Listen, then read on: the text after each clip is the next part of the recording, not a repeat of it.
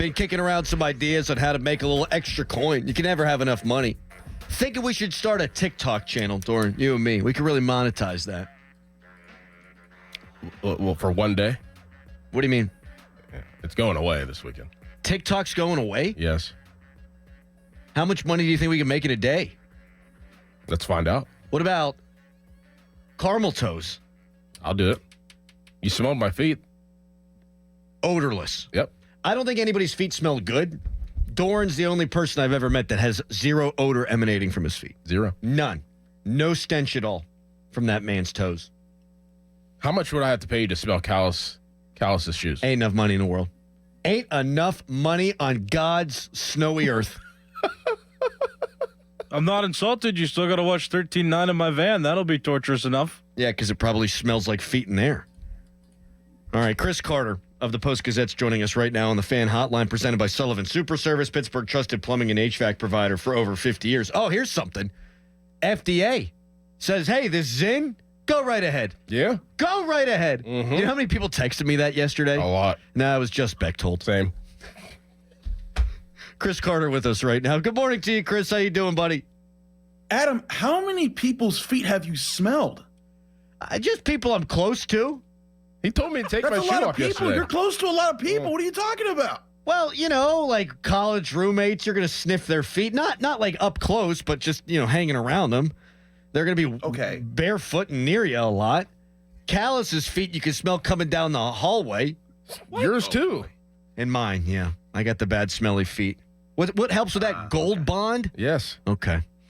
Carter, you did a really good piece for the Post-Gazette about what the Steelers did schematically against the Ravens and why it did not work. So, what did they do against the Ravens and why did it not work? So the Ravens came out with the QB read option, and you saw Lamar Jackson, pulling it and keeping it a lot, and the Steelers did not have the plan to counter that. And going into this game, when Zay Flowers was out, I thought that was an opportunity for the Steelers to take a really big gamble and say, look, Joey Porter Jr. You missed last game. The corners, we were missing most of our secondary last game. We're going to trust those guys to just win on their own. Like, just put them on islands, and we're going to fully commit to stuffing Derrick Henry and stuffing Lamar Jackson.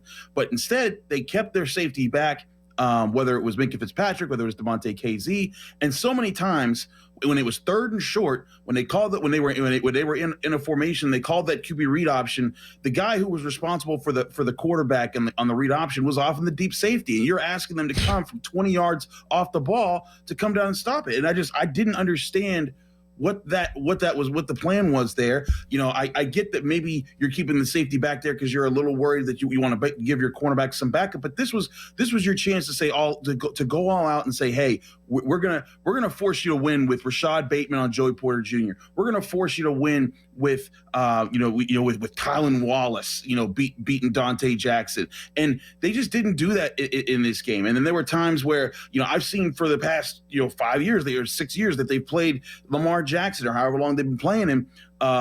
That when they ran the option, oftentimes they would have the edge rushers. Whatever would happen, the edge rusher would crush Lamar Jackson, whether he kept the ball, whether he didn't, and that would kind of discourage them. It'd be like, okay, like we got to protect Lamar because he's getting crushed by T.J. Watt and Alex Highsmith every time, so we can't call this as many times. But instead, they had the edge rushers crack down on Derrick Henry because Derrick Henry presumably because Derrick Henry destroyed them in the last game as well. And so now you have a situation where Lamar Jackson isn't getting hit and the safety's coming from deep. It just didn't add up in the way that I'm like, the way that they played the Ravens several times before, the way that I thought could have been put them in the most opportunistic situation.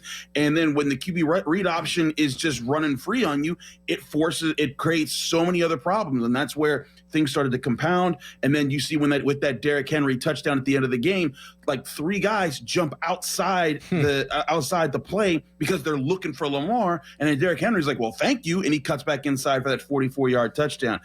And look, that might not have won them the game if they fixed that schematically, because who knows? But Lamar Jackson has been playing amazing this year. He might have ripped them apart. But if I was the Steelers, I would have said, you're going to rip me apart without your top receiver. You're not going to rip me apart with your legs and Derrick Henry.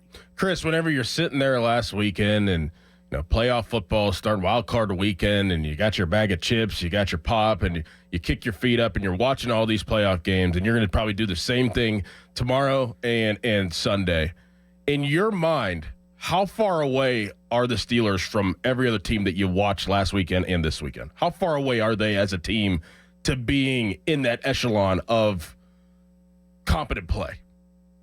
I think they're in the tier right below them. I think that's the thing about this is that, like, when you look at the Steelers' wins this year, people are like, oh, they didn't beat anybody. You're like, well, wait, okay, calm down.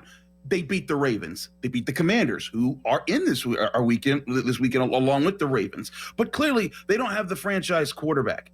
They needed to develop. The thing that I think that really hurt the Steelers the most this year, outside of quarterback, diminishing play in the last 5 games, was that the offensive line never coalesced. It never developed. You saw individual improvements from Zach Frazier, up and down play from Mason McCormick and Broderick Jones, but you also saw a decrease in performance from both Isaac Seumalo and Dan Moore, the 2 vets that you were hoping would hold it down after James Daniels got hurt. And this team was supposed to be a pound you with the run, out physic you at the line of scrimmage, like a lot like the Eagles type of offense that made it easier on the quarterback. And it just wasn't that. And that's where I'm like, I do think that there's things that Arthur Smith could have done better. Like he could have, called less passes to Michael Pruitt and Cordell Patterson and more to Mike Williams and set more things up like that. He could have called less pitch plays, sure. But at the same time, I get that, whenever you're as a coaching staff, when the group that you were depending on to be your strength isn't your strength, you got to start thinking outside the box. So you start thinking about things outside the box. And sometimes when you're doing that, those things don't work, and then you get criticized for it. So, in Todd Haley, you go back to his tenure with the Steelers, I thought he was, a really good offensive coordinator, one of the best that I've seen with the team. When he started with the Steelers, they struggled on offense. There were a lot of questions if he was the right guy. They were bumping heads with Ben Roethlisberger. There was a lot of stuff here and there, but eventually he found the rhythm. And I think that you got to give Arthur Smith at least another year to try to find a rhythm with this team, especially with a young offensive line that you're building. But I think that's the thing that you look at there and you're like, man, that's where the